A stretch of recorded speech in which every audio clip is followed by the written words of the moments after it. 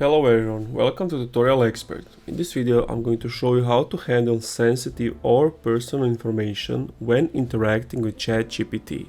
Data security and privacy are important concerns in today's world. ChatGPT, a powerful language model developed by OpenAI, has gained significant attention since its launch in November 2022. Microsoft, after initially investing $1 billion, increased its stake to $10 billion due to model's impressive capabilities. ChatGPT, powered by GPT-4, offers advanced features like complex understanding models and image-to-text translations. However, it's important to note that ChatGPT was trained on internet data until the end of 2021, including personal information from various sources. While it doesn't have real-time updates or internet connectivity, it has limitations in accuracy and can make errors. When using ChatGPT, it's crucial to consider data privacy. OpenAI collects usage data such as the types of content you engage with, actions you take, and device information. Personal information may be used for research and could be shared with third parties.